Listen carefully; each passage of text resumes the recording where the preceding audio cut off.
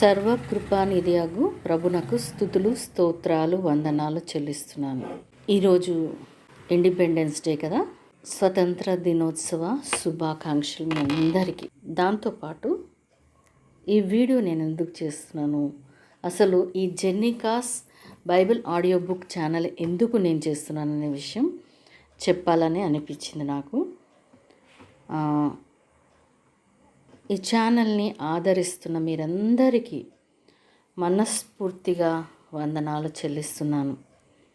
మీ కుటుంబాలలో సంతోషము, సమాధానము, సంతృప్తి, సమృద్ధిగా ఉండాలని కోరుకుంటున్నాను. అయితే అసలు ఈ ఛానల్ ఆలోచన ఎలా వచ్చింది అని అంటే, జెన్నికా ఒరిజినల్గా మిరాకిల్ బేబీ. నాకు 2 పాపలు. పెద్ద పాప పేరు ప్రణవి, అనూరిని కలెక్షన్స్ CEO. తన మ్యారేజ్ అయిన అనురాగ్ ఇచ్చి మ్యారేజ్ చేసినాం మేము. వాళ్ళ మ్యారేజ్ అయిన 1 month నుంచి స్టమక్ పెయిన్ అని సఫర్ అవుతుంది. హాస్పిటల్కి వెళ్ళి 2 భార్యాభర్తలు వెళ్ళి చెకప్ చేయించుకుంటే PCOD ఉంది, ప్రణవి ఒబేస్ ఉంటుంది కాబట్టి కొంచెం పిల్లలు మీకు కలగడం కష్టం అన్నారట డాక్టర్స్. అలా 1 month వాళ్ళు చెప్పిన 1 monthకి పాప కన్సీవ్ అయింది కానీ కంప్లీట్ బెడ్ రెస్ట్, ఊరికే గ్లూకోజులు ఎక్కడము, ఎప్పుడు పడితే అప్పుడు గ్లూకోజ్ ఎక్కియాల్సి వస్తుంది. చాలా సఫర్ అవుతుంది పాప. అటువంటి టైంలో 5th monthలో ఒక మాట కొంచెం మనకు క్లారిటీగా చెప్పలేదు కానీ సంథింగ్ ప్రాబ్లం ఉంది అనేది మాకు అర్థమైంది. డాక్టర్ చెప్పేది క్లారిటీగా అర్థం కాకుండా కొంచెం లోపల బేబీకి ప్రాబ్లం ఉంది అనేదైతే మేము గ్రహించి ఆ సమయంలో నా బిడ్డకి నేను ఒకటే మాట చెప్పిన, బిడ్డ ఇదేదో కాంప్లికేటెడ్ అయ్యేటట్టుంది బిడ్డ, ఇటు నీకు హెల్త్ పరంగా నువ్వు అప్సెట్ ఉంటున్నావు, తర్వాత వచ్చే వాళ్ళు ఏదైనా ప్రాబ్లంతో వస్తే వాళ్ళ లైఫ్ లాంగ్ కష్టపడాల్సి వస్తుంది బిడ్డ, వాళ్ళతో పాటు మీరు కష్టపడాల్సి వస్తుంది అంటే పాప చాలా నమ్ముతుంది దేవుణ్ణి చాలా అంటే చాలా నమ్ముతుంది. దాని విశ్వాసం చాలా గొప్పది. ఒకటే మాట అన్నది, అమ్మ ఇట్లా డాక్టర్స్ నాకు PCOD ఉంది, నేను ఓబేస్ కాబట్టి పిల్లలు కావడం కష్టం అని అన్నారు. నేను ఇంకా ప్రార్థన కూడా చేసుకోలేదు దేవుణ్ణి అడగలే. అట్లాంటిది దేవుడు నాకు ఇవ్వడానికి సిద్ధంగా ఉన్నాడు. అట్లాంటప్పుడు నేను ఎటువంటి సిచ్యువేషన్ ఉన్నా నేను ఫేస్ చేయడానికి రెడీ ఉన్నా అన్నప్పుడు ఆటోమేటిక్గా నాకు కూడా ఇదేదో దేవుడు పని అనిపించింది. నా బిడ్డకి సపోర్ట్ ఉన్నా నేను. సో 7 months పడినాయి. సెవెంత్ మంత్లో లాస్ట్ వీక్లో హాస్పిటల్లో అడ్మిట్ చేసేయండి, ఎందుకైనా మంచిది అని డాక్టర్ చెప్పడం జరిగింది. జాయిన్ చేసిన 7 డేస్కి అంటే 8 months అట్లా పడింది అంతే. ఒకరోజు మాకు మీ పెద్దవాళ్ళని పిలవమని చెప్పిండ్రట. ఇంకా మా పాప వాళ్ళ అత్తగారు, మామయ్య, మేము అందరం వాళ్ళకి స్కానింగ్ రాపిస్తే అల్లుడు బిడ్డ 2 కలిసిపోయి స్కానింగ్ చేయించుకొని వచ్చిన రిపోర్ట్ చూసినాక 7:30కి అట్లా ఈవినింగ్ మమ్మల్ని అందరినీ పిలిచి చెప్పింది, లోపల ఉన్న బేబీ కండిషన్ కరెక్ట్గా లేదు, ఏమాత్రం అజాగ్రత్తగా ఉన్నా తల్లికి బిడ్డకి డేంజర్, మళ్ళీ 3 days టైం ఉంది మీకు, ఈ 3 days లోపలనే సర్జరీ చేయాలి, లేకపోతే చాలా డేంజర్. మళ్ళీ ఇక్కడ హన్మకొండలో NICU బాక్సులు ఉన్న హాస్పిటల్స్ తక్కువ ఉన్నాయి, మరి వాళ్ళు తీసుకుంటారు. మీ పాప మనవరాలని అంటే అప్పుడు మనవరాలు అనుకోలే, బేబీనా బాబు మరి మనకు క్లారిటీగా లేదు కానీ అప్పుడు వాళ్ళని న్యూ బార్న్ని వాళ్ళు తీసుకొని ట్రీట్మెంట్ ఇవ్వగలుగుతారంటే ఓకే, కానీ నాకు తెలిసి హైదరాబాద్కి పట్టుకపోవడం మీరు బెస్ట్ అని అన్నది. హైదరాబాద్ అంటే నాకైతే చాలా బాధ అనిపించింది. ఎందుకనంటే ఇక్కడ హన్మకొండలో యాక్చువల్గా నేను హెల్త్ పరంగా అంతంత మాత్రమే, హాస్పిటల్లో అల్లుడు నాకు చాలా సపోర్ట్ ఉన్నాడు. అసలు నా వాస్తవంగా చెప్తే అబ్బాయి 70%, నేను 30% అనుకోరాదండి. నాకు కూడా నేను ఎక్కడ అప్సెట్ అవుతుందో, నా హెల్త్ ఎక్కడ అప్సెట్ అవుతుందో అని చాలా ఇది చేసిండు. నా అల్లుడుగా అని గర్వంగా చెప్పుకునే పరిస్థితి చేస్తాడు, కానీ ఇటువంటి పనులు చాలా చేస్తాడు. సో అయితే హైదరాబాద్కి పట్టుకొని పోతే అప్పుడు నేను మా అల్లుడే ఉండాలి. ఇక్కడైతే మా వియ్యంపురాలు, మా చెల్లెళ్ళు, ప్రతి ఒక్కరు ఇక్కడ హనంకొండలే ఉన్నారు కాబట్టి మాకు అన్ని విషయాలలో సపోర్ట్ ఉన్నారు. అక్కడికి వెళ్ళినప్పుడు నేను మా అల్లుడు మటుకే నా బిడ్డకు, పుట్టిన బిడ్డకు మేము కాపాడుకోవాలి. అది 100% నాముమ్కిన్. It is highly impossible for me. నాకు ముఖ్యంగా ఇక్కడ ఉంటేనే 70% చూసుకుంటున్నాడు మా అల్లుడు. ఇంకా అక్కడికి పోతే 100% నేను కూడా పేషెంట్ని అయిపోయే పరిస్థితి ఉంటుంది. అట్లా అంత ఆ సిచ్యువేషన్స్లో అసలు నాకు ఏమి తోయని స్థితిలో మీ అదృష్టం ఒకసారి అయితే ట్రై చేసుకోండి అని ఒక 3 హాస్పిటల్స్ NICU బాక్సెస్ ఉన్న 3 హాస్పిటల్ పేర్లు చెప్పింది డాక్టర్. అక్కడికి మా సార్ని, మా వియ్యంపురాల్ని, మా అల్లుడిని, అప్పుడు నాకు ఒక కారు ఉండే, క్విడ్ కారు, దాంట్లో పంపించాను. వాళ్ళు 7:30 8కి అట్లా వాళ్ళు వెళ్తే నా బిడ్డ దగ్గర నేనున్నా. అప్పటికే దానికి ఎందుకో నొప్పి లేస్తుంది, బాధ, ఇబ్బంది అవుతుంది అంటుంది. కానీ ఆ అమ్మాయి ఓబేస్ ఉంది కాబట్టి అట్లనే ఉంటుందండి అని నర్సులు అన్నారు. సరే 11:30కి అట్లా రిటర్న్ వచ్చి 3 హాస్పిటల్స్ తిరిగినరట. 3 హాస్పిటల్స్లో ఇద్దరైతే క్లారిటీగా ఆ స్కానింగ్ రిపోర్ట్ చూసి మేము తీసుకోము అని అనేసిండ్రు. ఒక్క డాల్ఫిన్ హాస్పిటల్ మటుకు హనంకొండ చౌరస్తాలో ఉన్నది, ఆయన మటుకు ఒక్క 24 అవర్స్ మటుకు మేము వెంటిలేటర్ మీద ఉంచుతాము. దాని తర్వాత మటుకు మేము తర్వాత కూడా సేఫ్ ఉన్నది అంటే మటుకు మేము కాపాడి ఇవ్వగలుగుతాము అని చెప్పిండ్రట. అదే ముచ్చట చెప్పిండ్రు. ఇక 24 అవర్స్ గురించి ఏం ఆలోచన చేయలే. ఈ అవకాశం ఇచ్చిండు అంటే దేవుడు నడిపిస్తాడనే అనుకున్నాం. సరే ఇంటికి వచ్చేసరికి 1 గంట అయింది పడుకునేసరికి. ఎర్లీ మార్నింగ్ పాప మళ్ళీ ఫోన్ చేసింది, అమ్మ తొందరగా వచ్చేసేయండి, నాకు పెయిన్స్ వస్తున్నాయి, సర్జరీ చేసేద్దామంది డాక్టర్ అని. నేను వెళ్ళే లోపలనే అంబులెన్స్ వచ్చింది. ఒక డాక్టర్, డాల్ఫిన్ హాస్పిటల్ నుంచి ఒక డాక్టరు, ఒక నర్సు కూడా వచ్చేసినారు. పాపకు ప్రిపరేషన్స్ అన్నీ అయి సర్జరీ రూమ్లోకి తీసుకెళ్ళిపోయింది.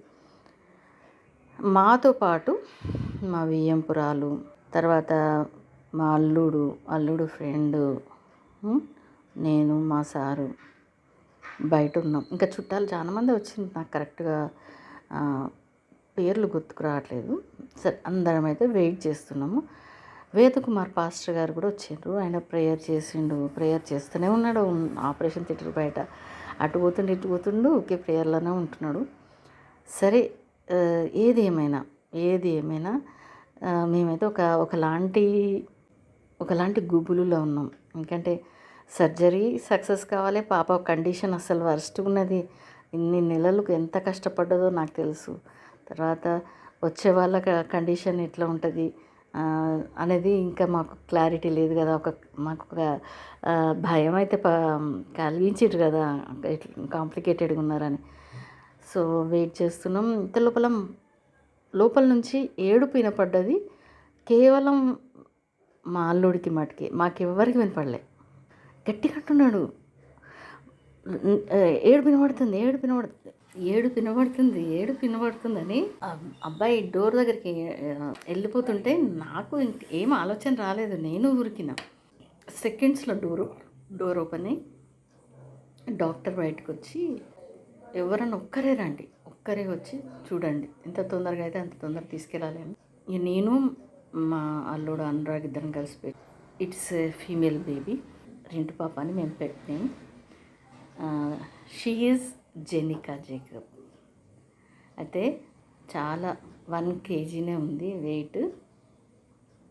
తర్వాత సూపర్ యాక్టివ్ ఉంది, కానీ బ్రీతింగ్ తీసుకుంటుంటే 1 ఇంచ్ లోపలికి పోతుంది. అది చూపించిండ్రు డాక్టర్ వాళ్ళు. చూపించి మనం ఎంత తొందరగా తీసుకెళ్తే మనం అంత ఛాన్సెస్ ఎక్కువ ఉంటాయి కాపాడుకున్నానికి అనగానే సెకండ్స్లో మేము మూవ్ అయిపోయినాం. అంబులెన్స్లో బేబీ, వాళ్ళ నానమ్మ, కార్లో నేను, మా సారు, ఎట్లా మేము మూవ్ అయినామంటే నిజంగా ఒక ప్రాణాన్ని కాపాడుకోవాలి. దేవుడు అవకాశం ఇస్తున్నప్పుడు ఎస్కాట్ వెహికల్ లెక్క అంబులెన్స్ ముందు వెళ్తుంటే మేము ఎస్కాట్ వెహికల్ లెక్క వెళ్ళినాం. తీసుకెళ్ళి హాస్పిటల్లో అడ్మిట్ చేసి మా చెల్లె పాప దగ్గర ఉంది. మా ఇది మా పెద్ద పాపకి ఇంకా థియేటర్ల నుంచి బయటికి తీసుకురాలేదు కదా, ఒక బేబీని తెచ్చేసిన పట్టుకొని వెళ్ళిపోయినాం మేము. పాప దగ్గర మా చెల్లి ఉంది, అల్లుడు ఉన్నాడు. పాపని మొత్తం బయటికి తీసుకొచ్చిన తర్వాత అప్పుడు మా అల్లుడు కూడా హాస్పిటల్కి వచ్చేసిండ్రు. సరే పొద్దున్న సాయంత్రం చూడాలి, డైలీ 20,000, 35 days ఉంది హాస్పిటల్లో. 35 days. 4th day నాడే పాప చెయ్యి ఇట్లా ఫోటో దించి చూపించిండ్రు. ఏంటంటే లెఫ్ట్ హ్యాండ్కి హిమాంజియోమా బ్లడ్ వెసల్స్ అట. అంటే ఆ లెఫ్ట్ హ్యాండ్ చిటికె నీళ్ళకును రింగ్ ఫింగర్కి మధ్యలో ఒక పూరిలాగా ఉబ్బింది. లోపల ఉన్న మొత్తం బ్లడ్ నర్వ్స్ కూడా మనకు కనపడుతున్నాయి. అది చాలా డేంజరు అని వాళ్ళు చెప్పడం జరిగింది. ఇంకా చాలా కాంప్లికేషన్స్ ఉంటాయి అట్లా ఇట్లా అని చెప్పిండ్రు. కానీ మనకు 35 daysకి మాకు పాపని ఇచ్చిన తర్వాత 3 monthsకో 4 monthsకో పాపకు ఒకసారి ఆ 2 ఫింగర్స్ మధ్యలో కట్ అయ్యి కొంచెం బ్లడ్ వస్తుంది. భయపడ్డాం, హాస్పిటల్ తీసుకుపోయినాం. ఎవరో స్పెషలిస్ట్ అట, ఆయన దగ్గర తీసుకుపోయినాం. ఆయన ఏమన్నాడంటే 6 years వరకు అది పెరుగుతూనే ఉంటుంది, 6 years తర్వాత తగ్గుముఖం పడుతుంది, పడకుండా సర్జరీ చేయాలట. 6 years దాకానంటే ఏ మాత్రం పెన్సిల్ దాకినా, ఏ షార్ప్ వస్తువు దాకినా బిడ్డ బ్లడ్ కారుతుంటే మేము హాస్పిటల్ పట్టుకొని ఉరకాలి. ఆ క్షణంలో ఏంటిదేవా మాకు ఈ పరీక్ష, నువ్వు నడిపించావా అని ఒక ప్రార్థన, బాధతో కూడిన ప్రార్థన చేసుకున్నాం.